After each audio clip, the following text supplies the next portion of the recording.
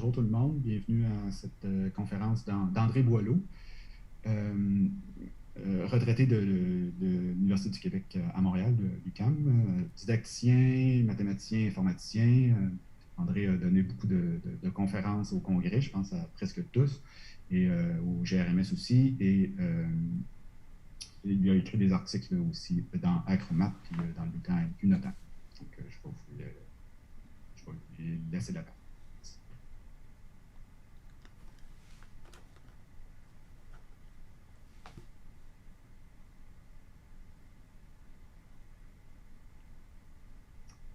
Je vais y aller. D'accord. Ben, merci Jean-Philippe. Comme tu l'as dit, je suis retraité, ce qui comporte des avantages et des inconvénients. L'inconvénient principal, c'est qu'il faut être vieux pour être retraité. Je le souhaite à personne, mais l'avantage, c'est qu'on peut faire ce qu'on veut quand on le veut. Et c'est un peu ce qui m'a mené à la conférence actuelle. Je suis tombé sur quelque chose qui m'a semblé intéressant à propos de Joseph Fourier, mais avant ça, je ne connaissais pas du tout, ou presque pas, Joseph Fourier. Je savais qu'il y avait des séries de Fourier, je savais qu'on pouvait décomposer des sons en termes de fréquences fondamentales grâce aux séries de Fourier. Mais c'est à peu près tout ce que je savais. Et mon attention a été attirée quand j'ai vu qu'il y avait des applications en informatique. Et c'est un peu ça que j'aimerais vous raconter aujourd'hui. C'est une chose qui m'a intéressé. J'espère que ça va vous intéresser vous aussi. Je vais partager mon écran.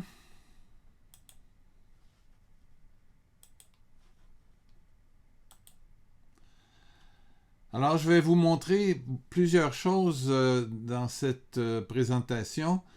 Et puis, si vous le désirez, après coup, vous pourrez retrouver tout ça. Alors, je vous donne la recette. C'est une recette qui va être sur la vidéo puisque tout est enregistré. Donc, vous écrivez dans votre adresse web aboileau.info, ce qui va vous mener à la page, ma page principale. Et là, vous pouvez aller au menu AMQ à l'année 2021 pour retrouver la page titre de cet atelier, l'héritage de Fourier illustré par P5 Visuel. Et vous pourrez accéder à la présentation en cliquant sur Présentation ici. Alors, comme vous en doutez probablement, comme je vais parler de l'héritage de Fourier en informatique, ben, je vais écrire des programmes. Et ces programmes-là, j'ai choisi de les écrire dans un environnement qui s'appelle P5 Visuel. C'est un environnement que j'ai créé, qui est libre et gratuit, qui est destiné aux professeurs de maths surtout, de sciences aussi. Et donc, plutôt que de parler de P5, je vais faire un petit coup d'œil sous forme d'une vidéo que je vais vous montrer. Et puis, dans l'espoir que peut-être certains d'entre vous vont être intéressés à utiliser ça. Alors, je commence la vidéo.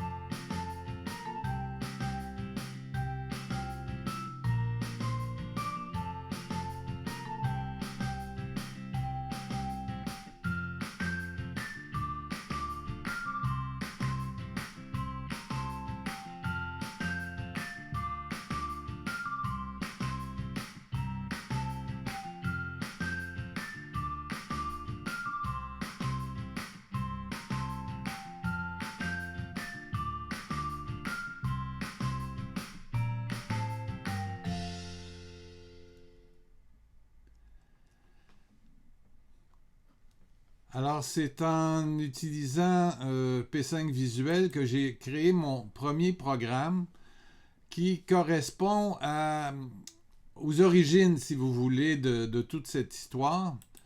C'est qu'à une certaine époque, on essayait de modéliser les mouvements des corps célestes. On pensait que la Terre était au centre, et puis on pensait que les corps célestes décrivaient un cercle autour de la Terre, mais on avait des problèmes avec certains corps célestes. Alors, on a pensé aux épicycles. Alors, les épicycles, ce sont des cercles imbriqués dans d'autres cercles. Alors, si j'ai un cercle qui trace une orbite, ben, vous la voyez ici, mais je peux chercher à superposer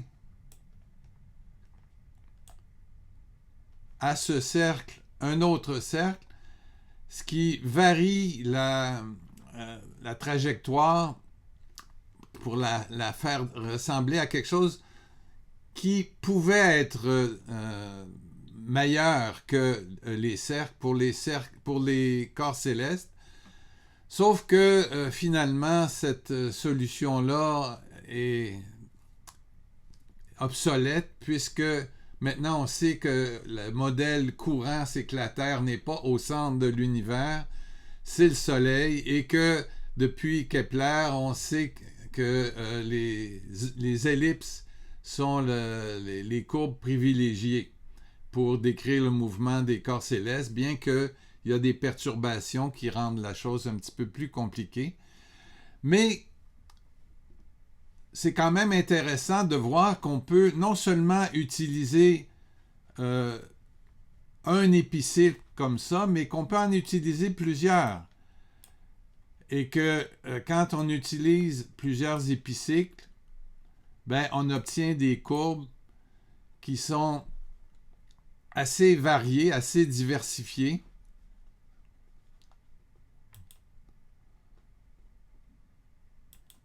Non, c'est ici, comme ça.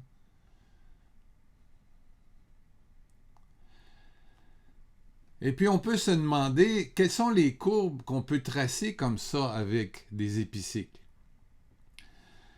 Et la personne qui a donné une réponse à cette question-là, ben, c'est Joseph Fourier. Joseph Fourier, dans le fond, nous dit que la plupart des courbes raisonnables peuvent être tracées avec des épicycles, pourvu qu'on se permette un assez grand nombre d'épicycles. Alors, la première fois que j'ai vu ça, c'était sur le web. Il y a une chaîne qui nous montre comment programmer en JavaScript par Daniel Schiffman. Et il s'est amusé à faire tracer le logo de sa chaîne, qui est une locomotive fantaisiste, avec des séries de Fourier. Lui, il utilisait dans un premier temps une série de deux épicycles, en fait, deux séries d'épicycles, une pour les coordonnées en X, en haut, et l'autre pour les coordonnées en Y, en bas. Et puis, ce que ça donnait, c'est donc une espèce de locomotive stylisée qui est le logo de sa chaîne web. Alors, j'ai commencé par essayer d'imiter ce programme-là, ce qui me donne quelque chose qui ressemble à ça. Donc, on voit ici une série d'épicycles. Alors, cette fois-ci, j'ai utilisé non pas des coordonnées réelles en X et Y, mais des coordonnées complexes pour pouvoir avoir une seule série d'épicycles. Et cette série d'épicycles-là va tracer le logo en question. Alors, par la suite, j'ai essayé de modifier ce programme-là pour permettre de ne voir, par exemple, que les vecteurs et non pas les cercles qui sont utilisés pour tracer les figures et peut-être même de cacher ces vecteurs-là pour voir simplement la figure se tracer. Ou on peut, si on le désire, ne pas voir la figure et voir les vecteurs qui tracent et même les épicycles qui servent à tracer la figure. Mais de toute façon, c'est intéressant de voir la figure se tracer elle aussi. Si on veut, on peut aussi modifier la vitesse à laquelle le tout se trace pour avoir un petit peu plus d'intuition sur ce qui se passe. Mais c'est peut-être pas une figure aussi complexe que ce logo-là qui va nous être utile. Alors, on peut essayer de tracer, par exemple, des polygones.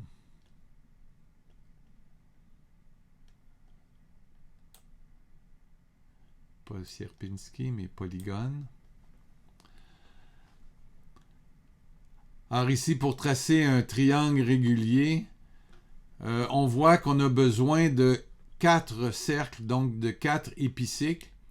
Et en général, pour tracer une courbe qui est définie par n points, on va avoir besoin de n épicycles. Vous allez me dire, ben, un triangle, c'est 3 points et on a 4 épicycles. Mais c'est que le triangle, il est défini en partant d'un point, 1, 2, 3, et en revenant au point de départ, ce qui fait un 4e point. On peut tracer donc aussi des choses un petit peu plus exotiques. Par exemple,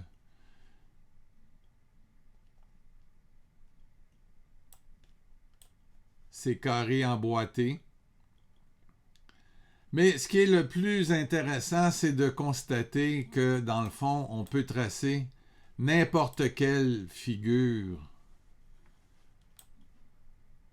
avec notre système d'épicycles. OK, donc on n'a qu'à essayer de tracer un défi pour notre système d'épicycles et il va le relever haut la main.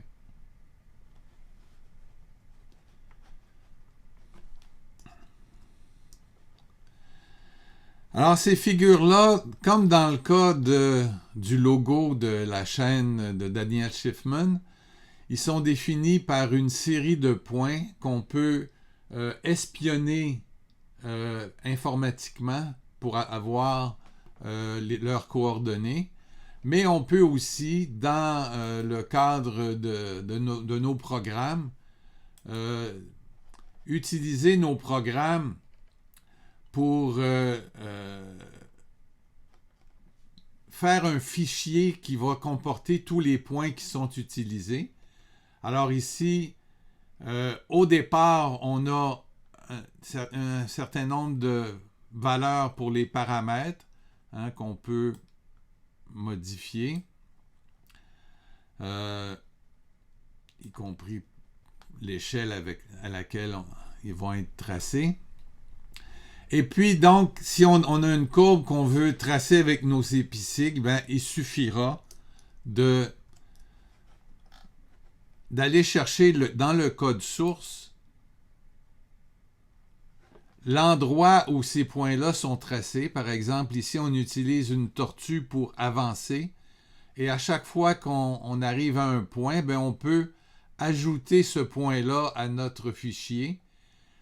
Puis quand tous les points ont été, disons, passés, ben, on peut enregistrer le fichier en question. Ce qui va nous donner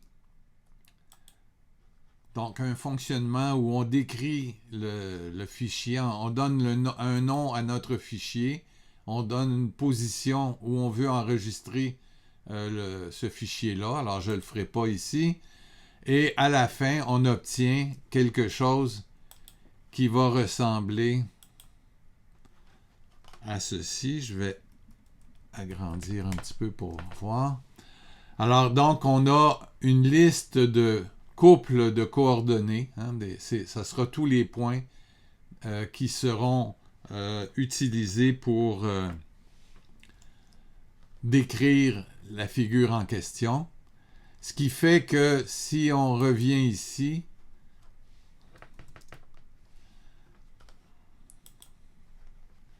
ben, on pourra utiliser nos épicycles pour tracer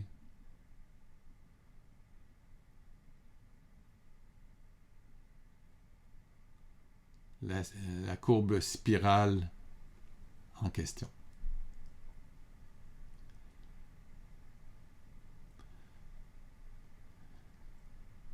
Bon, mais comment ça fonctionne? Comment ça marche tout ça?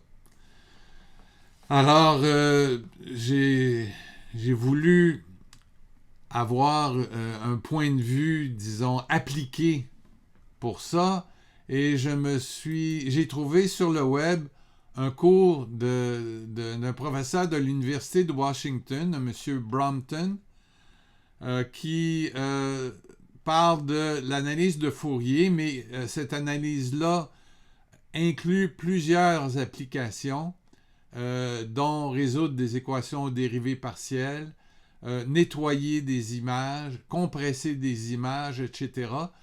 Alors, je vous le recommande. C'est une série d'une quarantaine de cours, 39 cours, qui durent une quinzaine de 10 à 15 minutes, si on veut, des fois un peu plus. Je trouve que c'est un cours intéressant parce que il nous permet de mélanger un petit peu les aspects mathématiques, informatiques et d'ingénierie. Alors, pour moi qui ai eu une formation en mathématiques fondamentales, c'était un peu rafraîchissant de voir ce type d'approche. Et bon, finalement, on va arriver à décrire un petit peu les méthodes mathématiques qui sont sous-jacentes. Alors, on peut commencer par les séries de Fourier. Lorsqu'on a une fonction qui est périodique, alors ici, pour simplifier, disons, j'ai supposé que la période allait de moins pi à pi, ben, on peut l'exprimer quand la fonction est raisonnable. Alors, il y a plusieurs définitions de raisonnable, mais disons, pour simplifier, si la fonction est continuellement dérivable par morceau, elle est raisonnable. Et à ce moment-là, ben, on peut l'exprimer à l'aide d'une série infinie, donc une somme de cosinus et de sinus. Si la fonction a valeur réelle, ben, les coefficients vont être réels. Si la fonction a valeur complexe, les coefficients vont être complexes. Et les coefficients vont être calculés par des intégrales.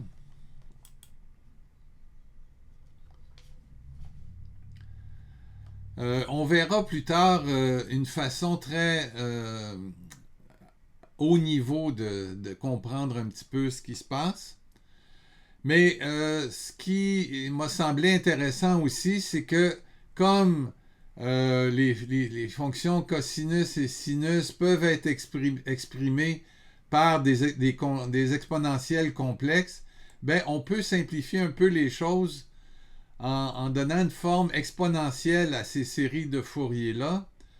Alors, le coefficient Cn est un coefficient complexe. Et puis, la série va de moins l'infini à plus l'infini. Et les coefficients sont déterminés par des intégrales aussi, des intégrales complexes. Mais quand on fait ce que j'ai fait avec des épicycles, on ne s'intéresse pas à des fonctions continues, on s'intéresse à des ensembles de données qui sont discrètes. Alors, on va passer à ça, mais juste avant, un petit clin d'œil, une réminiscence de mes cours quand j'étais étudiant, c'est que on donnait ces cours-là de façon très théorique. Alors, on disait qu'on s'intéressait aux fonctions qui sont Lebesgue carré intégrable et on définissait un produit scalaire. Et à ce moment-là, la série de Fourier se donnait par la somme des produits scalaires, donc des projections de la fonction f sur chacun des éléments de notre base qui était une base orthogonale, les exponentielles complexes. Alors, c'était une façon, disons, d'amener des espaces vectoriels complets dans le tableau. Mais on va passer au cas discret. C'est un cas qui est peut-être plus pertinent dans le contexte où je vous parle à l'heure actuelle.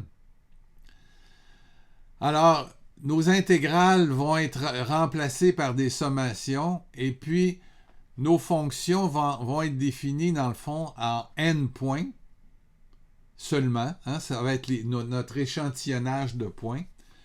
Et nos coefficients complexes ici vont correspondre, hein, quand on a un nombre complexe comme CJ, ben ça correspond, il y a une norme et il y a un argument.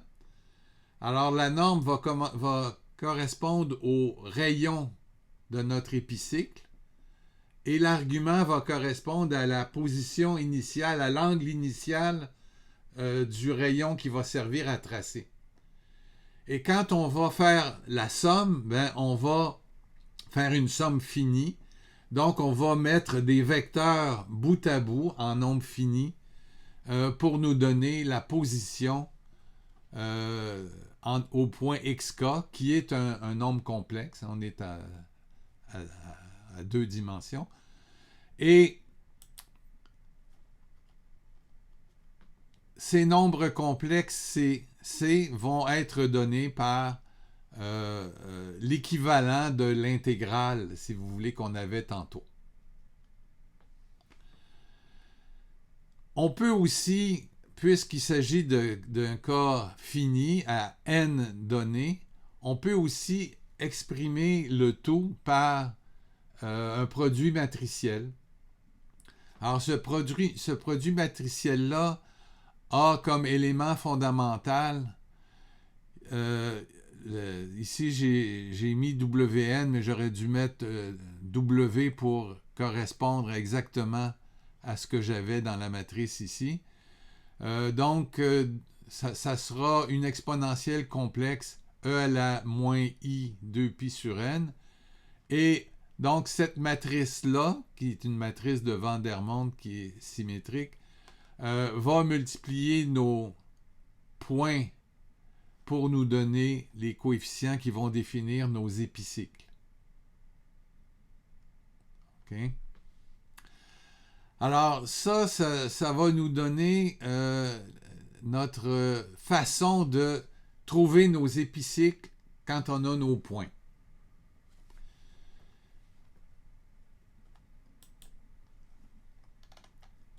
Maintenant, on est en informatique, le temps est important.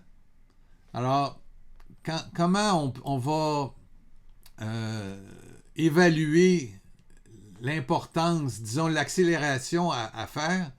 Ben, si on a une matrice comme ça, qui est une matrice n par n, que j'ai appelée Fn, en général, pour calculer le premier coefficient, il faut faire n multiplications. Ici, c'est des multiplications triviales, mais en fait, pour le deuxième coefficient, déjà, c'est moins trivial. Il faut faire n multiplications parce qu'on multiplie 1 par f de x0, oméga par f de x1, oméga 2 par f de x2, etc. Et donc, pour la matrice, ben, on aura besoin de n carré multiplication. Alors, ça paraît, on se dit, on est en informatique, ça va vite, mais si on a une forme, disons, des données qui correspondent à 1 million de données, ben, il va falloir faire 1 million de multiplications.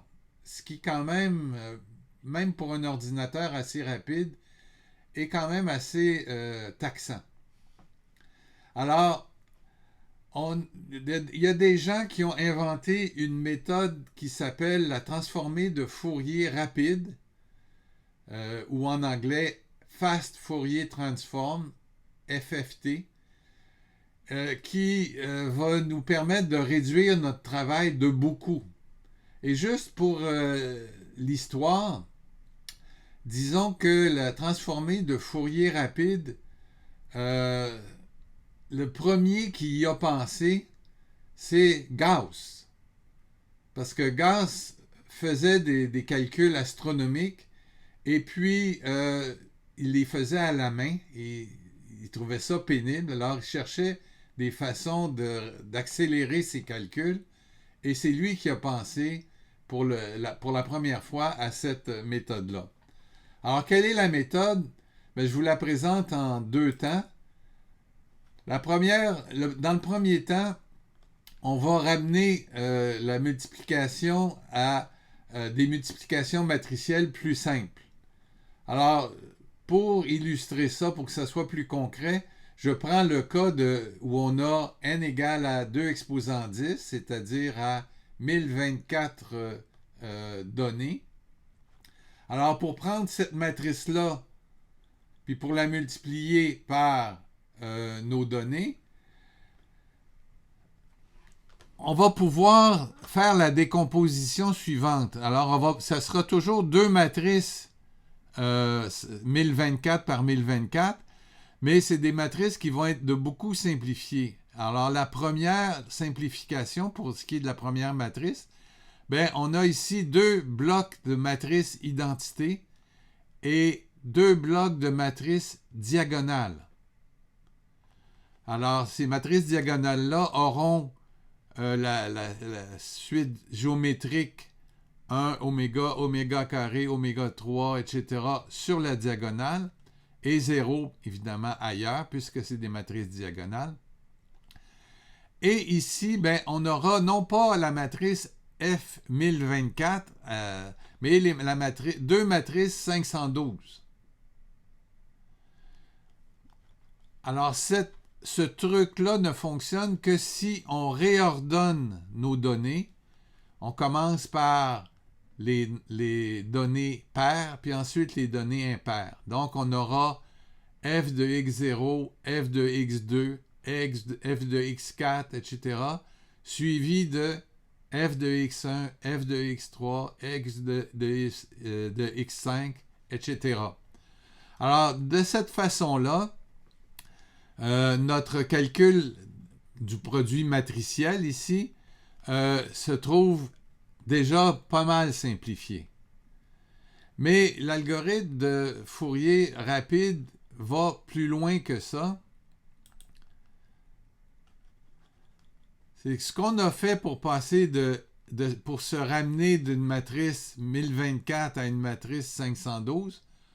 Ben, il n'y a rien qui nous empêche de continuer à le faire pour se ramener d'une matrice 512 à 128, puis à 64, puis à 32, puis à 16, etc., jusqu'à 2. Alors, ce processus-là va fonctionner pour toutes les puissances de 2. Et ce qu'on nous dit, c'est que l'algorithme est tellement efficace que si on n'a pas une puissance de 2 pour n, ben on va compléter les données jusqu'à une puissance de 2 en ajoutant des zéros, puis ça va rester efficace. Comment on peut dire ça? Ben, voilà ce qu'on peut démontrer. C'est-à-dire que si notre algorithme de départ était d'ordre N2, c'est-à-dire qu'il y avait N2 multiplications, ben ici, notre algorithme Fast Fourier Transform, l'algorithme de transformée de Fourier rapide, est d'ordre N log N. Et ça, c'est une simplification assez grande parce que si, par exemple, on avait notre million de données, ben N2, c'est 10 à la 12, c'est quand même très grand, mais N log N, c'est 6 millions. Alors, c'est beaucoup moins que 1 million de millions. Et puis, en réalité, ce qu'on voit, c'est que à cause de ce log-là, plus notre N est grand, plus notre efficacité va être augmentée.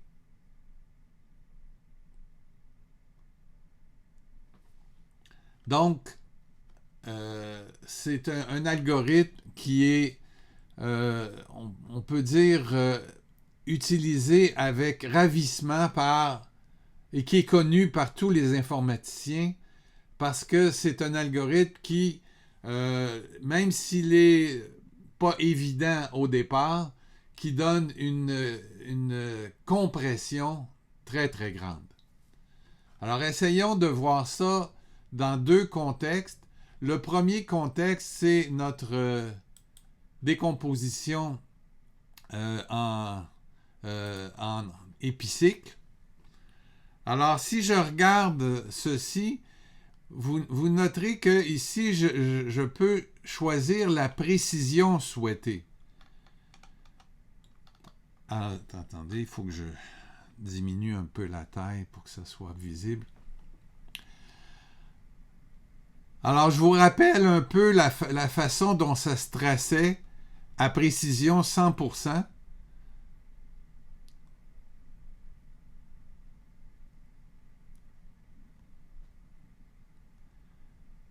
Alors, on avait donc des belles lignes courbes, etc. ici pour le nuage, pour l'arc-en-ciel.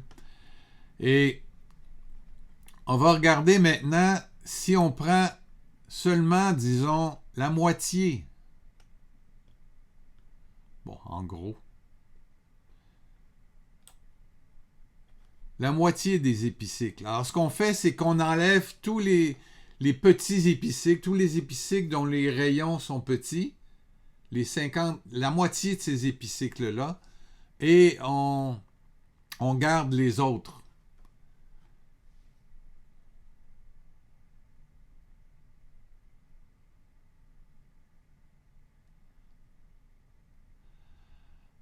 Alors, vous voyez que, bon, il y a peut-être certains endroits où on a un petit peu les segments sont moins droits ou des choses comme ça, mais que dans l'ensemble, on a un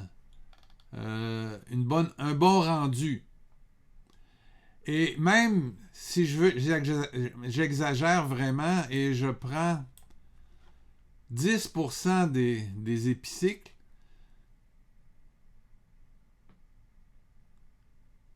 alors vous voyez que là, la figure est très déformée. Ça ressemble à une espèce d'esquisse, mais on reconnaît quand même la figure initiale. Alors, en fait, cette compression-là va dépendre du nombre de points qui sont utilisés pour tracer notre figure. Plus ces points-là sont peu nombreux, par exemple, si on avait des segments qui étaient très longs, alors ça nécessiterait juste 2 points pour les extrémités des segments, ben cette compression-là serait encore moins bonne. S'il y avait plus de points, la compression serait meilleure. Alors, je vous donne un exemple où cette fois-ci, la compression va être très mauvaise. Alors, si on regarde le triangle de Sierpinski, ici, on a des points seulement au sommet des triangles. Alors, si je mets une compression de 90%, ben, déjà, on voit qu'il y a une déformation très grande. Et évidemment, si je donne une compression de, disons, 50%, bon, c'est sûr que les segments restent des segments, mais que les sommets sont à des points qui sont pas très, très précis. Parce que justement, moins on a de points, moins la compression est efficace.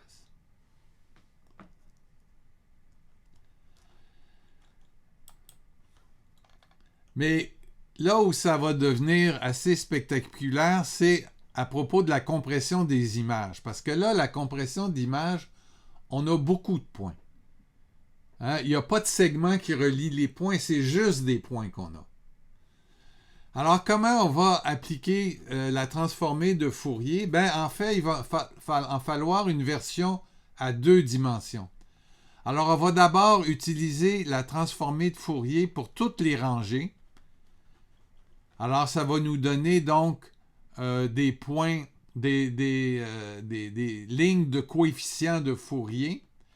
Et ensuite, on va appliquer la transformée de Fourier à toutes les colonnes. Et c'est ça qu'on va appeler la transformée de Fourier à 2D.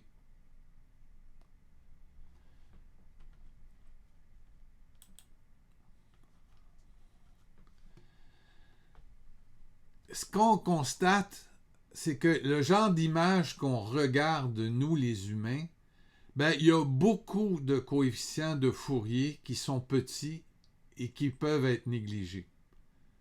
Hein, parce que dans les images, il y a il faut que ça soit reconnaissable. Si c'est une image tellement complexe qu'on ne sait pas ce que c'est à l'œil humain, ben, ça ne serait pas une image intéressante. Donc, les images intéressantes, c'est des images qui sont déchiffrables à l'œil humain et à ce moment-là, on a beaucoup de coefficients de Fourier qui sont petits et on peut les éliminer.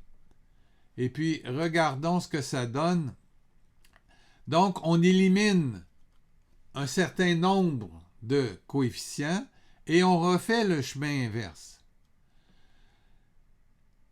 Ce que j'ai peut-être oublié de dire tantôt, c'est que si la matrice... Je vais revenir ici.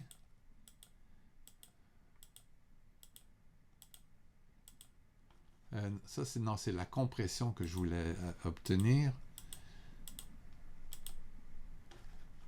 Non, c'est ça que je voulais obtenir, je m'excuse.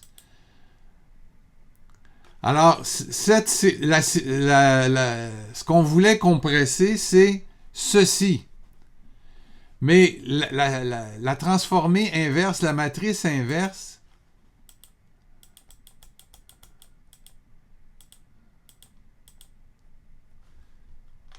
OK, la transformée inverse est de la même forme.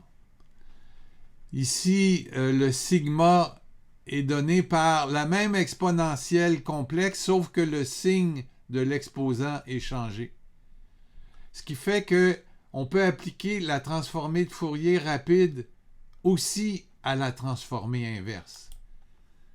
Ce qui va me permettre d'avoir des choses efficaces aussi pour revenir.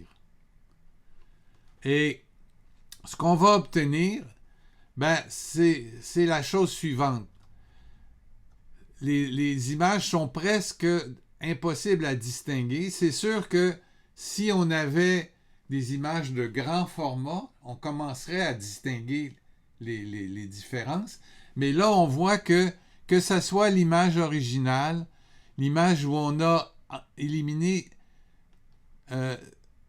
5% on a gardé seulement, 5% des coefficients de Fourier, 1% ou même 1/5 de 1%, ben, on obtient quand même une image qui est ressemblante et qui est beaucoup plus petite. Ici, c'est 500 fois plus petit que l'image de départ. Et c'est ça qui est la base de ce qu'on appelle le JPEG. Le JPEG, c'est une norme qu'on peut appliquer en choisissant le pourcentage de réduction, parce que vous voyez qu'on peut choisir le pourcentage de coefficient de Fourier qu'on garde. Et donc, si on choisit un taux de compression qui est trop grand, on va voir que l'image est inacceptable pour nous et on va essayer d'être un peu plus raisonnable, de prendre d'éliminer un petit peu moins de coefficient de Fourier. Mais c'est nous qui pouvons, quand on crée un JPEG, c'est nous qui pouvons décider de quel type de compression on va utiliser. Et ce qui est intéressant aussi, c'est de voir que quand je dis ici que on compresse nos coefficients de Fourier, supposons qu'on a décidé de prendre le centième des coefficients de Fourier, ben à ce moment-là, c'est pas la matrice elle-même qui est transmise, c'est une liste avec la coordonnée, le coefficient de Fourier, une autre coordonnée, un autre coefficient de Fourier. Donc, ce qui fait que notre fichier ici est beaucoup plus mince que le fichier original. D'où la compression.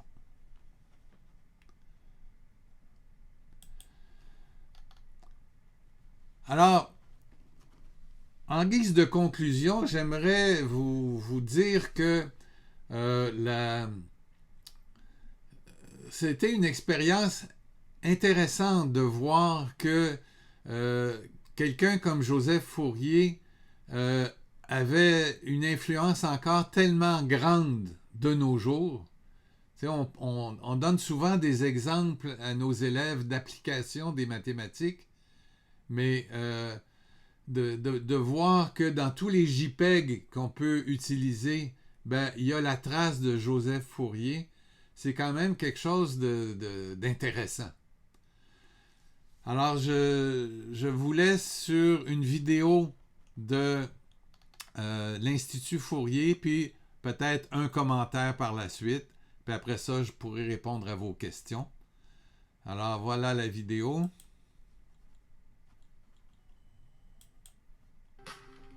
Vous l'aurez remarqué, nous vivons dans un monde où la technologie est un tout petit peu importante. Vous regardez cette vidéo sur un téléphone, une tablette ou un ordinateur, grâce à Internet, via le Wi-Fi ou la 4G probablement. Et pour fabriquer cette vidéo, on a utilisé une caméra numérique, des micros et tout un tas de logiciels.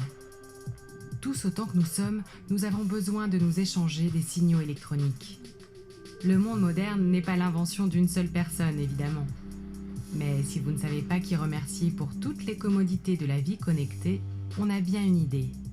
Joseph Fourier. Joseph Fourier, c'est un mathématicien précoce. Il donne ses premiers cours à 16 ans à Grenoble et lorsqu'elle crée l'école polytechnique, il fait partie des premiers enseignants. Il est connu pour ça. Ça, ce sont les séries et la transformée de Fourier. Pas sûr de comprendre? Pas grave. Ce qui compte, c'est que ces équations sont absolument incontournables. Elles sont à la base de toutes les théories qui impliquent un signal. Elles mettent de l'ordre dans les informations. Prenez cette vidéo par exemple.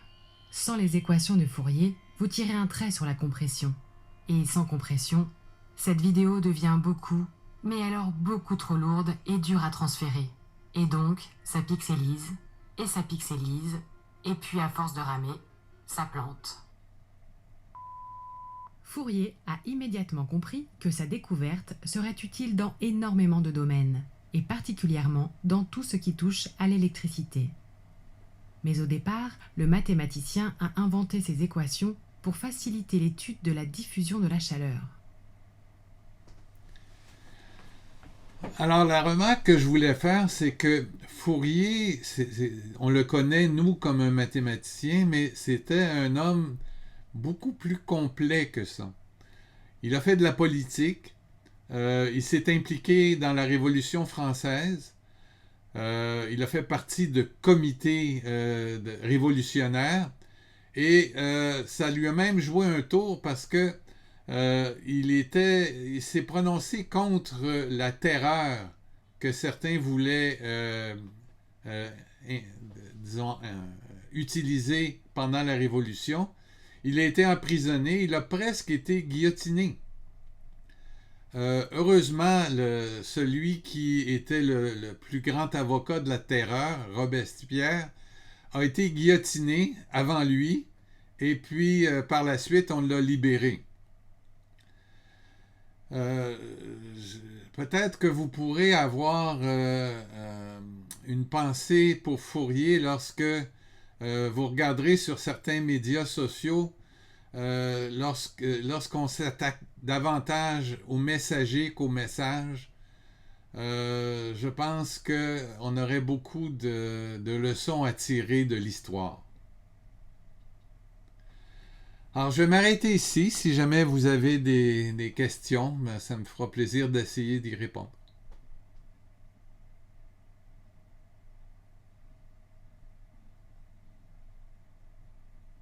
Merci beaucoup. Oui. Oui, Jean? Votre remarque sur Gauss m'a un peu intrigué, par exemple. Je ne sais pas si vous pourriez élaborer un petit peu là-dessus. Oui, il semble qu'à l'époque, quand on... Bon, c'était pour calculer l'orbite de comètes. Et il semble qu'à l'époque, on utilisait des méthodes qui faisaient appel aux séries trigonométriques. Alors, je ne pourrais pas vous donner de détails là-dessus, mais donc Gauss utilisait ça et il faisait tous ses calculs mentalement ou à la main, en fait. Ce qui fait qu'il trouvait ça long. Et à force de faire ces calculs-là, je pense que Gauss c'était quelqu'un qui cherchait à se simplifier la vie quand il pouvait se la simplifier. Et il a pensé à réagencer ses calculs, parce qu'à l'époque, les matrices n'existaient pas. Alors, il a pensé à réagencer ses calculs de façon à en avoir moins à faire. Et quand on a fait l'algorithme de phase Fourier transform, la transformée de Fourier rapide, on n'a pas reconnu au départ que Gauss avait déjà pensé à cet algorithme-là.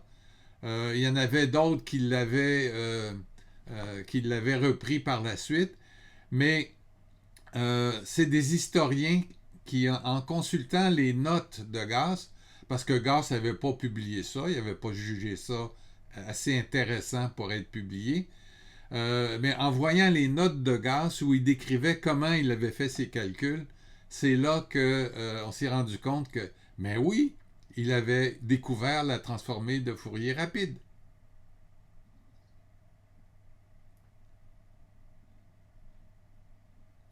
C'est tout ce que je peux dire, c'est tout ce que j'ai lu là-dessus. C'est quelqu'un qui continue de nous surprendre. En effet. Un qui m'a surpris aussi, c'est Fourier, parce que il est devenu préfet d'un département français, et puis il a mené à bien des travaux d'assèchement de marais, des choses comme ça. Il a participé avec Napoléon à la campagne d'Égypte, et il a écrit la préface du compte-rendu scientifique de cette campagne-là, qui comporte une centaine de volumes, je crois. Alors, c'est quelqu'un qui était une espèce de Léonard de Vinci de son époque. Hein. Il était relativement polyvalent.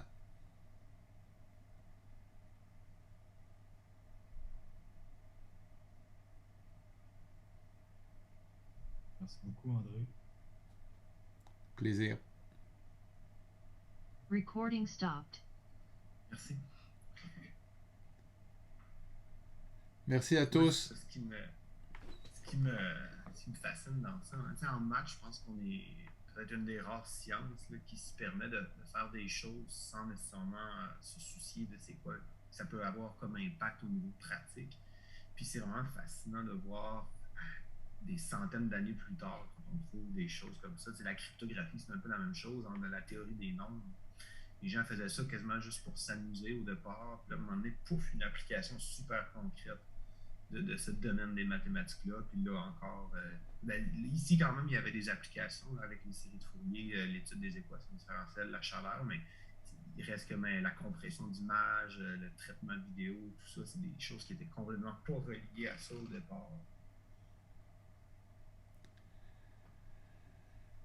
Oui, c'est pour ça que les mathématiques ne cesseront jamais de nous surprendre. Hein? Fait qu'à à la conférence de Jean-Philippe, à quoi ça sert les maths? Je sais pas encore. J'ai manqué mon coup. Il aurait fallu que vous soyez inversé.